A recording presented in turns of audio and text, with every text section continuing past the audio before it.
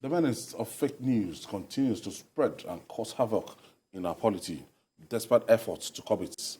One of the presenters of the popular program on TVC, Yourview, Obiajulu Ugo, has denied being the wife of one Obiajulu Uja, who went viral for causing a scene inside an airplane.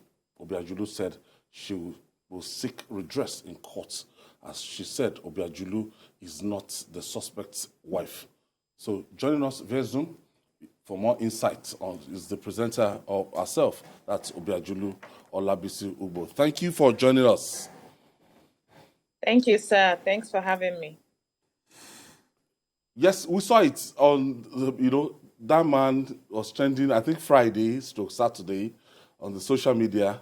And on Saturday morning, while you were having your work, we just saw that the wife of that individual, that you appointed as the wife of that individual that you work in TVC. Now they know the connection, that the video and everything was actually stage managed. Yeah. So how did you take it? I was wrongly pointed. Apparently, I don't have two husbands. And I'm not married to an Uja. I am married to Ugbo. The news was shocking to me as well when I heard it that Sunday evening. And I was even making light of it. I'm like, this is a no-brainer now. Anybody who goes on social media can easily just look at me and say that we know this person, But then a lot of messages kept coming in. The thing was going far and wide. People were calling, family members, friends were calling. I'm like, this thing is getting out of hand, though. I really have to address this. And that was why I did that this morning on Yourview. We tabled the whole matter and talked about it, But it's just unfortunate that there's a lot of lazy sourcing of news going on. So you want to just tie people together for no reason. And it's just a Google away. Just click to be sure that the news that you're carrying is real, not in haste for you to have presented something. Okay, we've done research, we've caught this person, we've done this, we've done that. That's on one side. Secondly, if somebody goes to constitute a nuisance, why are you calling the partner? Did that man go there with his wife? He didn't. He did what he had to do. So why are they trying very hard to rope in the partner? I don't understand what's happening. I really don't. How did your husband react to the attempt to give his wife to someone else? He's been laughing. He knows his wife. He knows his wife. So it was funny. It was funny to him. And at some point, he's been actually calming me down. He's the calmer version, right? He likes to look at all the angles in front of him. He's very logical. He's a numbers person. So he's crunching this and crunching that and saying, Auntie, relax. People already know that this is fake news. So I called out some of the blogs. There were some very mushroom blogs. There's one online guru on Twitter who had it. There's another one, Festive Blog, that had it. Nairaland had the story, Then I called them out. Nairaland has taken out the story. However, they have not removed it from Google. So if you search, you'll still see it. But if you click, you'll see that they now wrote fake news, right? After I'd called them out on TV. And I gave them an ultimatum. I said, take this thing out or you will face me. We will just go and dig up the matter, right? So I'm still expecting them to send me an apology. They have to send me an apology. Because I'm not Mrs. Uja for anything. Many people, a lot of the cyber bullies and cyber criminals get away with the crimes that they commit because it appears that our laws do not appropriately punish people who slander other people through the social media. What do you suggest could be done so that this sort of nonsense will come to an end? Nigeria just has to review its laws all over the world. I travel often and I see that social media is somehow regulated. Countries will stand and say, these and these are some of the places we don't want our citizens to go. So Nigeria needs to take a stand. What sort of news what sort of behaviors do we expect from people who are going to be handling news? Because people's lives can be at stake. If it's a case of, let's catch this person, let's quickly kill her because she has done, if it's a case of crime, for instance, I was cyberbullied when this matter came out. A lot of people came on my page, they insulted me for something that I did not even do. I'm not even affiliated. So the government needs to sit down, and I know that, one of the reasons why people were not really trusting of the government at the time they mentioned it was we're not sure of the motive, right? But they need to sit down and tell us the motive and tell us why we need our social media space to be regulated. And if you have to be peddling news on social media platform, you must be registered so that if anything comes out of it, you can be traced, and you must have your sources. When we write dissertations, they'll tell you you have to write your sources, and that's how it should be when you're getting any news out there in public. You must have your sources. So Nigeria needs to sit up. We need to have laws. We need to implement laws that sort of protect people in this space, because now it's very easy for you to have 500 naira data, go on social media, insult people, and run away. People that on a normal day, you cannot even face them. You do that, you get away because you feel nobody can hold you accountable. But when those laws are in place and we ensure that even the government does not abuse these laws, we'll see how it goes. I want to thank you. Okay. There is one of the spokespersons of the Labour Party went on a TV station to actually accuse you of being the wife of the man who caused the scene on the aircraft. Has she apologized to you, and what you intend to do going forward? So I listened to that video, and my name was not mentioned in any way, right? My station, the station where I worked, was not mentioned. They just said they had done tracing and they found that the wife of the man works in a TV station, right? I only picked up more on what I saw on social media, because it was on Twitter and on Nairaland, Twitter, that my picture was posted and my names were written. But she did not mention the name, right? And that is where I expected that TVC should have responded. Maybe TVC has somebody who is Lillian Obiajulo that I am not aware of. Because people have been calling me out on social media saying, but madam, they didn't call your name now. They did not call your name now, right? They didn't call your name. So why is TVC not saying whether they have somebody or they don't have somebody? So TVC should have, made a statement to say, we don't have anybody bearing this name in our TV station. That's what I expected, because actually, in her defense, she would say she didn't call my name. But when we had a conversation this morning, I spoke to a lawyer, and then a lawyer came on the show via Zoom to have a conversation with us. And they said she can be tied in using innuendos. There was something, there's a word, I'm not a lawyer, a word they use that if whatever statement she made points to a certain person, that can be almost the same thing. But I didn't hear my name from her lips, and I didn't hear TVC from her lips. So if I get direction from my lawyers and they say, okay, because of how she made the statement and pointing to the research they claim they have done, they can find a way. But that's for the lawyers to sort out the details, basically. That one is none of my business. Thank you, BC. Thank you. Thank you for your contribution. Jide, when I saw this story and I saw the TVC attached to it, and I quickly rushed to see the face of this individual. And these guys are so convinced that, because that man acted the way he acted, and because the wife works with TVC, joined one or two together, say the whole thing was actually stage managed and just to water down that story. Seriously. That was and when they posted her picture, everyone knows that she's one of the anchors of Yourview. So who they were referring to is not in doubt.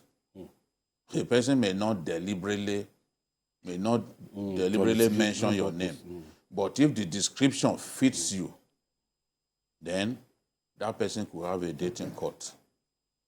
You understand? And I've seen situations like that. If the description fits that person, in a way that the whole world will know that that's the person you are referring to. Yes. The person could sue you. What they've done is this thing has happened. They believe that I put them to shame. The next thing, they are trying to look for an excuse. They're trying to look for an excuse and deflect the blame from the real culprits. You know, in the morning, it was one of our correspondents that sent the thing to me. And I said, look, I don't know. The only Lillian that I knew had even left TVC a long time ago. So, but the guy now sent this picture, sent BC's picture. So when I saw BC's picture, I said, because they were saying she works here. Then later it was said that she's actually an anchor of one of the shows. So I'm like, is there an anchor there that I don't know? So at the end of the day, you see clearly that you are referring to Yourview. These are dangerous people that we are dealing with. They can concoct any kind of story.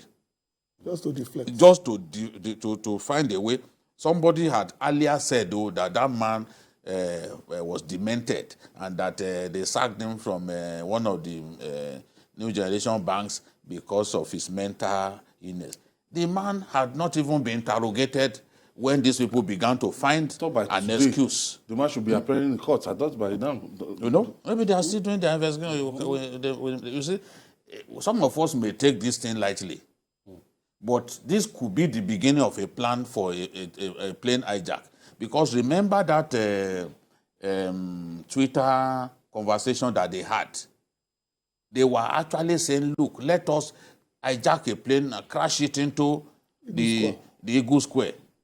So I trust the security operatives will not take this lightly. They don't have to rush the investigation. The guy is in their care, he cannot escape.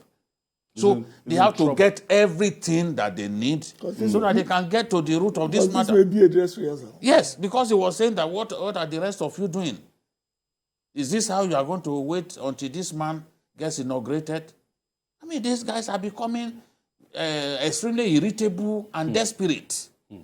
Now, you said you're going to court. Let the court do its work.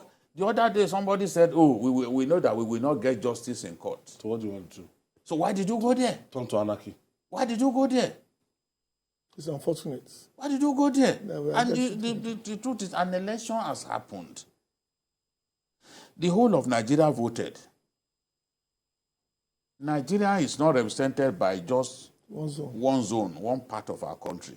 This whole noise is limited to one part of our country. And that's why you can see that even an article who came second is not making the kind of noise that Obi and his people are making. Okay, Julie, let's quickly take this caller. I think we have Honorable Olumuyiwa Jimoh on the line. It's the same Olumuyiwa Jimoh. Yes. House of Assembly is our friend, comrade. Comrade. Okay, go ahead, please. You all. Go ahead. I've been trying to connect. Eventually, I succeeded in connecting. Oh, congratulations. Yes. What do you make of the weaponization of religion in this election? Well, I think it's a dangerous trend in our politics because since it has been taking little dimensions since 2015, if you notice rightly. But to me, as a student of society, I believe it's dangerous for our development. And you get it quite well. You get it quite well by saying it's a religious war. The reason it's religious war is that majority of the campaign sloganeering from Peter Obi is based on religious bias. Not that because I'm in one party or the other place. I'm saying this because so many times this thing has, cutting, it has bifurcated into the academics too. If you remember the issue of Professor Saburi Biobaku and Njoku in Unilag when they wanted to make the VC. Some queue on the basis of religion, some queue on the basis of tribal settlement. Eventually, Njoku was displaced and he was replaced by Professor Saburi Biobaku. The danger in this is that it's going to hinder our development. And I don't want us to pretend about giving it another tag. It's a religious parochial loyalty. I listened to the conversation quite adversely. I listened to it very well, and I discovered that it's purely about religious sentiment. But for our development, Nigerians have over 225 ethnic groups, according to Professor Onigo Otite in his set. Thank you, Honorable Muya Jimo, a member from Lagos State House of Assembly. Yeah. And you know, when you look at it and you can read the pattern, and we need to deviate from this kind of politics Quickly. But it started. I think it was escalated in 2015. Well, people exploit anything to get power. But the most dangerous one, of course, religion, because religion is dogma. It doesn't apply to common sense. It's a way of life. So unlike ethnicity that says, okay, I'm born a Yoruba, I can change my mind. Most religious people are set in their ways, and they follow a structure as rigid as possible. That's the danger. Because I was talking to somebody and he said, the Christians have a right to protect themselves. I said, protect yourselves from what? And the people answered me, what are you protecting yourself from? The constitution was very clear. Every state must be represented. It must be fair to women, to children. In Kenya, 30% of the seats are reserved for women and the youth. People have created structures to ensure that everybody's carrying. The constitution may have its problems, but it's not on representation. It was very clear and ambiguous. That's why it was very clear that 2/3 of the country must sign on before you become the president of this country. So that at any given time, there will be Christians, Muslims, animists, traditionalists, in that mix, they'll give you that mandate to be their president. Jide, regulation of this social media thing, because it's taking a very dangerous trend now. A lot of us were kicked against it when, you know, it was introduced, but the way it is now, the way it's going now, you know, a lot of people will still tell you that they still don't believe it, that it's still this ABC and her husband. You know, if you go online, if we had continued the conversation with Ugbo, Mrs. Ugbo, even on her Twitter page, when she was warning that the person who posted that and should take it down, they were still abusing her. It's a lie. It's you. They were still abusing her. You. Yes. They were abusing her. Go on, except if she has dropped that post. They were still abusing her. Purpose. I saw her husband when the TVC Yourview were doing. Yes, their we work just don't want to show her face. Yes, face because he's a private person. He's a private person. And this is one reason why some people don't like their wives to enjoy the limelight. Because people they just turn attention towards them. An innocent family, you started. The man does not even look like the. No, he's even bearded. This one is bearded. Look like the semi-madman. He's much more handsome than the one they showed. The good-for-nothing person that tried to cause problems. Middle-aged man, for that matter. And because he has been fighting since he got to the counter, they had him on video before he even boarded that plane. He has been fighting. They recorded him. They should not have allowed him onto the plane. Yeah. This is how it shows how incompetent they are and irresponsible. They should not have allowed him to get on the plane. You stop him. If you have every reason to believe that somebody was too aggressive, don't allow him to get anywhere on the in the world, plane. they not allow him. Do you know what he will do when he gets there? He can force an hijack. He can force the plane to land. Yeah, he can open something. Yes. And the people that you have on the airplane, they are not armed guards. You don't have guards. Nobody will be allowed to cabin crew. Nobody will be allowed what to carry. What if they find a court to restrain him? What if he had a weapon? Just as Femi Fadika, they said that if he had a weapon, it could have been a different story. Yeah. Now the person has committed this infraction. Instead of us to come together as a people and say, look, this is wrong. You can't do this in a passenger airline. You are now looking for excuse. Oh, he's mad, he's this, he's that. Everybody who has committed a crime will find an excuse. The policeman who killed the innocent lawyer the other day, it will look for an excuse. Yeah. So, to now be trying to defend the person when the crime has been committed is irresponsible. A lot of the people who sit on social media, they've not got brains. These are not decent people. They can do anything. Jobless people, lazy, they can't go and find a decent job to do. They just sit on social media abusing people, trying to ruin lives.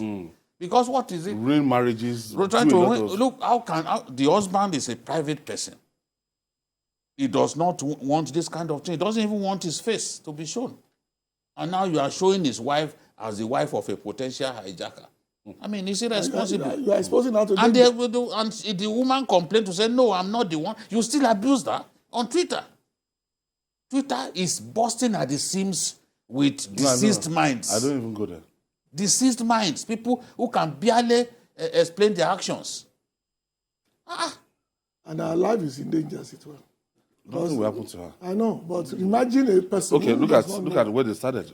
This was started the problem from here. This is before body. You don't have to let him get on the Before he plane. boarded. Before he boarded. The man was If somebody is too violent, fighting you with see, the airline staff, many he has things been that we do in doing Nigeria. Look, if this guy went to Ghana and behaved like this, they not will go that arrest plane. him. He will not go that Even on their wall, you see it at the airport. You can see before he the road boarded. or the wall that you must not insult our staff. So if we insult their staff in the airport in Ghana, you insult the staff, you'll be in trouble. It's written on the wall. And the other people, the category of people they want is the pedophiles. Pedophiles are not wanted in Ghana. It's there on the wall in the Katoka airport. And then to insult their staff, they will not tolerate it. They've already warned you so that if you do it, you are going to jail. Somebody was this violent. He was already, in terms of, he was demonstrating verbal violence. And you still allowed him to get on the plane. It's unfortunate. The airline staff who do not know what they are doing. Why did you allow him to get on the plane? What if he strangulated somebody on that aircraft? Or the pilots. At the end of the day, they'll say it's not normal. You know? So, Or he forced the into the cockpit. Imagine what we have. Oh, if he overpowered the cabin crew. And then, you know, this thing almost happened even in, which year was that? In the 90s. It even happened. There was an hijack of a plane going to Niamey. Yeah. On Nigerian soil here. You remember? I do. So let anybody not think that it cannot happen. In fact, they've been boasting that they will do it. These guys, the extent of their desperation, I can't explain. I don't know where they've come from. I can't explain. Osare, GKB, I want to thank you Always a for your pleasure. contribution.